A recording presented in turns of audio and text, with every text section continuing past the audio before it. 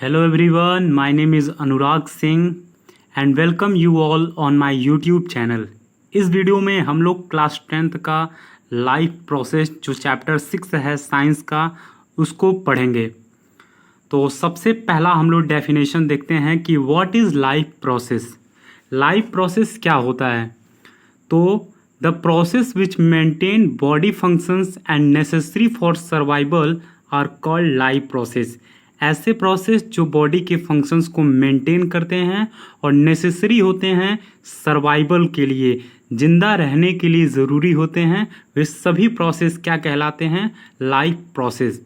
जैसे कि nutrition, respiration, transportation and excretion, ये सारे किसके एग्जाम्पल हैं? लाइफ प्रोसेस के। और इन सब के सहारे ही कोई भी लिविंग ऑर्गेनिज्म जिंदा रहता है। उसको न्यूट्रिशन करने की आवश्यकता पड़ती है, रेस्पिरेशन, डाइजेशन, ये सब करने की आवश्यकता पड़ती है। पहला टॉपिक है इसमें न्यूट्रिशन।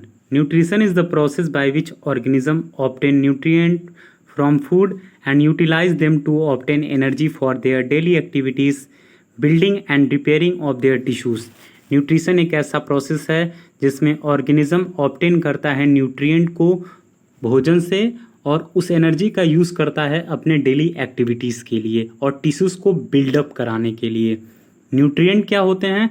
ये ऐसे सब्सटेंस होते हैं जो बॉडी के प्रॉपर ग्रोथ के लिए और मेंटेनेंस के लिए ज़रूरी होते हैं, जैसे कि carbohydrate, protein, vitamin etcetera. How many types of nutrition? Nutrition दो तरह के होते हैं, autotrophic nutrition and heterotrophic nutrition. Autotrophic nutrition क्या होता है? It is a process in which an organism prepare its own food from simple inorganic material like water and carbon dioxide in the presence of sunlight. ये एक ऐसा process है जिसमें organism अपना भोजन खुद बनाता है सिंपल इनऑर्गेनिक मटेरियल जैसे कि वाटर, कार्बन डाइऑक्साइड की मदद से और सनलाइट के प्रेजेंस में। जैसे कि इसका एग्जाम्पल होता है ग्रीन प्लांट्स, वो अपना भोजन खुद बनाते हैं। हेटेरोट्रॉपिक न्यूट्रिशन क्या होता है? It is the process in which organism depend upon the other organism for food to survive. ये एक ऐसा प्रोसेस है जिसमें ऑर्गेनिज्म डिपेंड होते हैं किसी दूसरे ऑर्गेनिज्म के ऊपर अपने भोजन के लिए, ताकि वो क्या कर सकें? जिंदा रह सकें। जैसे कि human beings, amoeba. Human beings क्या करते हैं? अपने भोजन को प्राप्त करने के लिए, खुद को जिंदा रखने के लिए वो या तो प्लांट्स के ऊपर या फिर किसी दूसरे एनिमल्स के फ्लेश के ऊपर डिपेंड रहते हैं। और हम लोगों को न्यूट्रिशन को इसीलिए बोला जाता है क्या? Heterotrophic nutrition.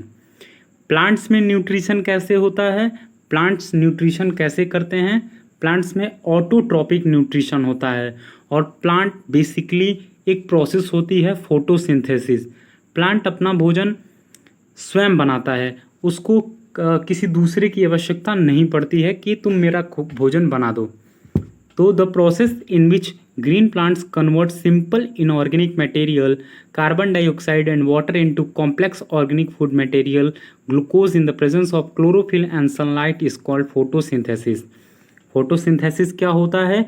एक ऐसा प्रोसेस जिसमें ग्रीन प्लांट्स कन्वर्ट करते हैं सिंपल इनऑर्गेनिक मटेरियल जैसे कि कार्बन डाइऑक्साइड और वाटर को कॉम्प्लेक्स ऑर्गेनिक फूड मटेरियल में, जैसे कि glucose in the presence of chlorophyll और सनलाइट के प्रेजेंस में। उसको हम लोग क्या बोलते हैं?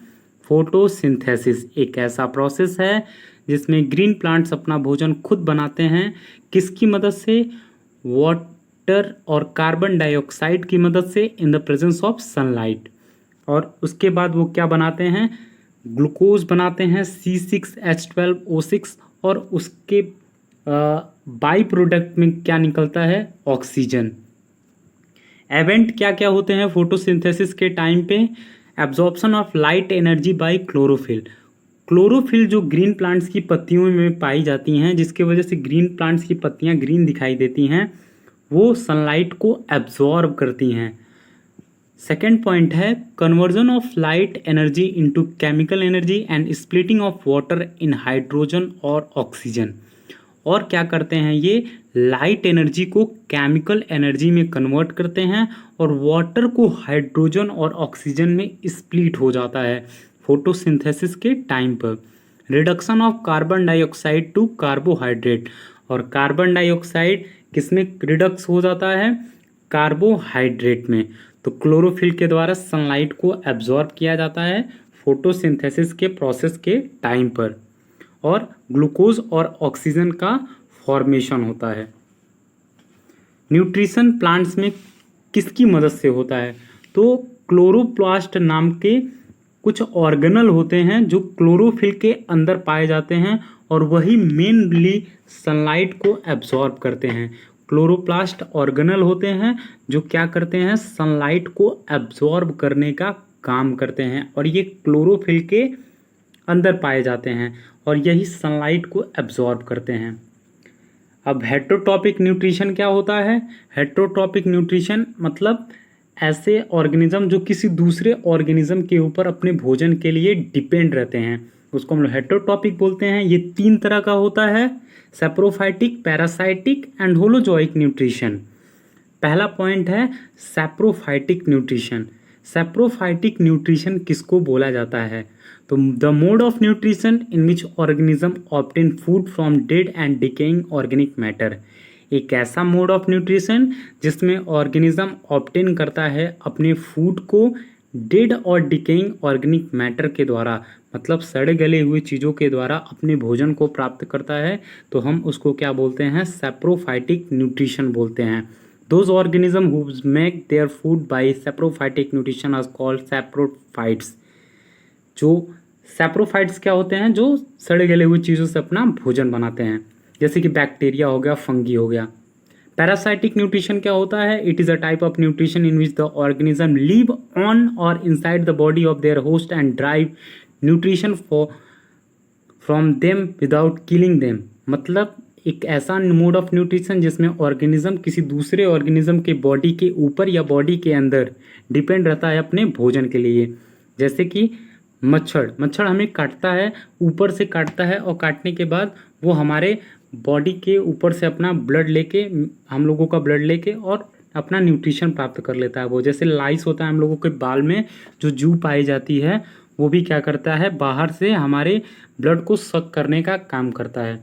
जो ह्यूमंस होते हैं और डॉग्स में भी ये मच्छर काटने का काम करते हैं। तीसरा मोड ऑफ न्यूट्रिशन जो हेट्रोटॉपिक का है वो है क्या, holozoic mode of nutrition. Holozoic mode of nutrition क्या होता है, the mode of nutrition that involve ingestion, digestion, absorption and assimilation of liquid और सॉलिड ऑर्गेनिक मटेरियल। एक ऐसा मोड ऑफ न्यूट्रिशन जो इन्वॉल्व करता है इंजेशन, भोजन को इंटेक करना, डाइजेस्ट करना और उसको एब्जॉर्ब करके फिर एसिमिलेट करना लिक्विड या सॉलिड के फॉर्म में, उसको हम लोग क्या बोलते हैं, होलोजोइक न्यूट्रिशन। हेट्रोट्रॉपिक न्यूट्रिशन का एग्जाम्पल क्या होता है, how nutrition occurs in amoeba. Amoeba में न्यूट्रिशन कैसे होता है, it makes its food from holozoic nutrition. Amoeba holozoic nutrition के द्वारा अपना फूड बनाता है and it is a unicellular organism, और ये एक यूनिसेलुलर ऑर्गेनिज्म है। So that the nutrition which we see in amoeba is different from other animal. इसीलिए अमीबा में जो न्यूट्रिशन देखा जाता है वो दूसरे ऑर्गेनिज्म से अलग होता है, और न्यूट्रिशन अमीबा में होलोजोइक पाया जाता है और ये वाटर के अंदर होता है, एक्वेटिक ऑर्गेनिज्म है। कौन, अमीबा। इसके पास स्यूडोपोडिया होता है जिसकी मदद से ये अपना भोजन ट्रैप करने का काम करता है, पकड़ने का काम करता है। इसके पास हाथ पैर नहीं होता है, तो उसको एज्यूम किया जाता है स्यूडोपोडिया को कि हाथ के जैसा ही स्ट्रक्चर होता है, जिसकी मदद से वो क्या करता है, अपने भोजन को या फिर अपने शिकार को पानी के अंदर कैप्चर करने का काम करता है। और वो भोजन को किस फॉर्म में लेता है, सॉलिड या लिक्विड के फॉर्म में लेता है। इसीलिए हम इसके न्यूट्रिशन को बोलते हैं, अमीबा का जो न्यूट्रिशन होता है वो कैसा होता है, होलोजोइक न्यूट्रिशन होता है। और अमीबा का जो स्यूडोपोडिया होता है उसका कोई स्ट्रक्चर नहीं होता है, वो एज पर टू प्रे जो उसके अकॉर्डिंग वो चेंज होता रहता है। Nutrition in human being, human being में न्यूट्रिशन कैसे होता है, पहले होता है इंजेशन, फिर होता है डाइजेशन, फिर एब्जॉर्प्शन, फिर एसिमिलेशन और फिर लास्ट में एक्सक्रीशन। इंजेशन क्या होता है? The process of taking food in our mouth is called ingestion. भोजन को माउथ के अंदर इंटेक करना ही क्या कहलाता है? इंजेशन कहलाता है। मुंह के अंदर भोजन को हम लोग रखते हैं वो इंजेशन कहलाता है। और इंजेशन में मदद कौन करता है? टीथ मदद करता है। टीथ क्या करता है? हमारे फूड को स्मॉल पीसेस में तोड़ देता है। टंग उसको टेस्ट करके और रोटेट करता है, चलाने का काम करता है हमारे माउथ के अंदर। तीसरा सैलिवरी ग्लैंड क्या करते हैं? ये सलाइवा देते हैं और हमारे फूड को, जो हमारे फूड के अंदर जो भी स्टार्च प्रेजेंट होता है उसको तोड़ने का काम कहाँ पर करते हैं? हमारे माउथ के अंदर ही। इसीलिए बोला जाता है कि डाइजेशन माउथ में ही स्टार्ट हो जाता है। उसके बाद ईसोफेगस होता है। माउथ से, टीथ, टंग से होते हुए फूड कहाँ जाता है? ईसोफेगस के पास जाता है। ईसोफेगस को बोला जाता है क्या? फूड पाइप बोला जाता है। और यही क्या करता है? फूड को पुश करता है कहाँ पर? स्टमक के अंदर पुश करने का काम करता है। और जिसकी वजह से यहाँ पर एक मूवमेंट होती है जिसको बोलते हैं क्या? Peristaltic movement. ये मूवमेंट उसके वॉल के ऊपर जो प्रेशर पड़ती है जिसकी वजह से उसका जिगजैग मूवमेंट हो जाता है और उस मूवमेंट को हम लोग क्या बोलते हैं? Peristaltic movement. कॉन्ट्रैक्शन या फिर एक्सपेंशन हो जाती है फूड पाइप में, उसको हम लोग क्या बोलते हैं? Peristaltic movement. ईसोफेगस से फूड कहाँ फिर चला जाता है? स्टमक के अंदर चला जाता है। तो उसके बाद स्टमक के अंदर गैस्ट्रिक जूसेस प्रेजेंट होती हैं। कौन कौन सी गैस्ट्रिक जूसेस प्रेजेंट होती हैं स्टमक के अंदर? जैसे कि एचसीएल हो गया, पेप्सिन हो गया, म्यूकस हो गया। ये हमारे स्टमक के अंदर गैस्ट्रिक जूसेस प्रेजेंट होती हैं। एचसीएल क्या करता है? जो जर्म्स होती हैं हमारे फूड के अंदर उसको मारने का काम करती हैं और एसिडिफाइंग बनाती हैं। मीडियम को, फूड का जो मीडियम है उसको एसिडिफाई करने का काम करता है। पेप्सिन क्या करता है? प्रोटीन को डाइजेस्ट करने का मेन काम किसका होता है? पेप्सिन का होता है। और म्यूकस क्या करता है?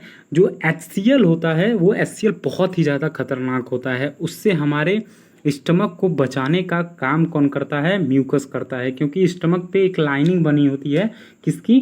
म्यूकस की, जिससे हमारा स्टमक प्रोटेक्ट होता रहता है। उसके बाद फूड कहाँ पर जाता है?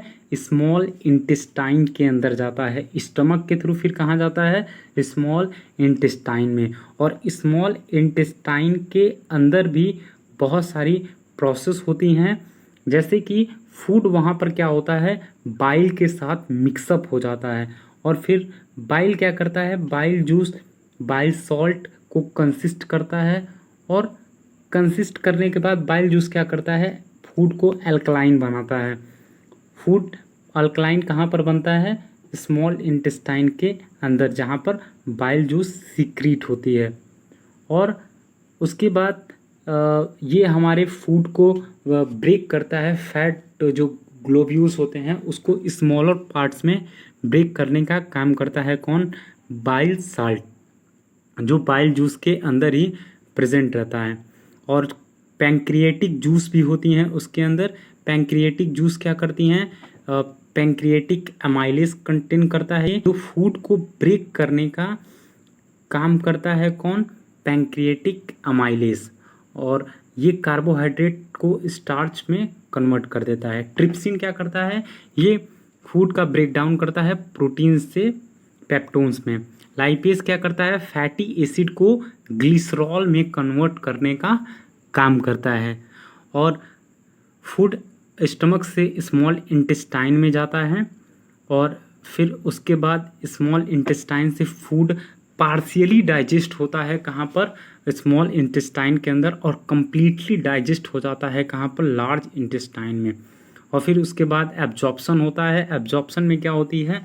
फूड का कंप्लीटली एब्जॉर्प्शन स्टार्ट हो जाता है और वो फूड एब्जॉर्ब होने लगती है हमारे जो एलिमेंट्री कैनाल होता है उसके द्वारा। एब्जॉर्प्शन कहाँ पे होता है? स्मॉल इंटेस्टाइन के अंदर। और यहाँ पर कुछ फिंगर लाइक प्रोजेक्शन प्रेजेंट होते हैं जिसको हम लोग क्या बोलते हैं? विलाई बोलते हैं। और विलाई का सरफेस एरिया थोड़ा ज़्यादा होता है, तो ये एब्जॉर्प्शन को ज़्यादा से ज़्यादा परफॉर्म करता है कहाँ पर? हमारे स्मॉल इंटेस्टाइन के अंदर। एसिमिलेशन में क्या होती है? उस फूड का ब्रेकडाउन होता है, न्यूट्रिएंट्स मिलते हैं और उस न्यूट्रिएंट्स के द्वारा एनर्जी रिलीज होती है जो डाइजेस्टेड फूड होते हैं उसके द्वारा। तो ये बात आपको बहुत ही अच्छे तरीके से पूरा समझ में आ गया होगा। तो एनर्जी रिलीज़ होता है और एनर्जी किससे रिलीज़ होता है ये तो आपको पता ही है कि न्यूट्रिएंट से एनर्जी रिलीज़ होती है। तो आई होप आपको ये वीडियो समझ में आया होगा। मेरे इस चैनल को सब्सक्राइब करिए और शेयर करिए इस वीडियो को अपने दोस्तों को। तब तक के लिए जय हिंद, जय भारत। अब हम लोग नए वीडियो में रेस्पिरेशन के बारे में पढ़ेंगे। Thank you for watching.